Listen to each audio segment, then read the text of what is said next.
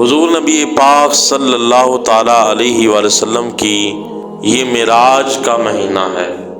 کیسے معراج ہے کہ حضور نبی پاک صلی اللہ تعالیٰ علیہ وآلہ وسلم خود رب کا قرب حاصل کر کے آئے، پھر رب سے راز و نیاز کی باتیں کی، پھر رب کے قریب ہوئے، ثم دنا فتدلی فکان قاب قوسین او ادنی فاوحی الی عبدہ ما اوحی۔ اتنے رب کے قریب ہو گئے کہ اللہ نے وہ منظر اور وہ خاکہ بھی قرآن پاک کے اندر اس کا ایک تصور پیش فرما دیا کہ میرا محبوب معراج کو میرے کتنے زیادہ قریب ہوا۔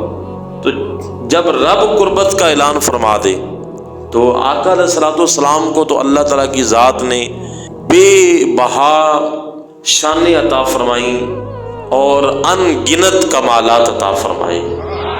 باقی سب نبی معجزے لے کر آئے، لیکن میرے اور آپ کے محبوب علیہ السلام سر سے لے کے پاؤں تک معجزہ بن کر تشریف لائے۔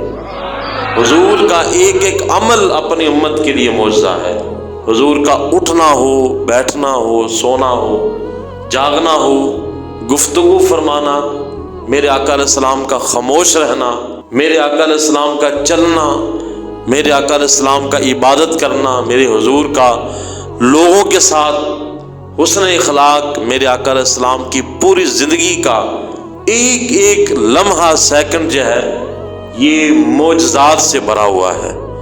کوئی ایسا لمحہ نہیں ہے کہ جس کے اندر میرے اور آپ کے محبوب علیہ السلام کے معجزات کا ظہور نہ ہوا ہو۔ یعنی اتنے معجزے اللہ نے اپنے محبوب علیہ السلام کو عطا کیے کہ اگر سب نبیوں کے معجزے اکٹھے کیے جائیں اور سب نبیوں کے کمالات اور ان کی شانیں اگر اکٹھی کی جائیں تو جتنی اللہ نے سب نبیوں کو عطا فرمائی اس سے کئی گنا زیادہ صرف اپنے پیارے محبوب علیہ الصلوۃ والسلام کو عطا فرما دی۔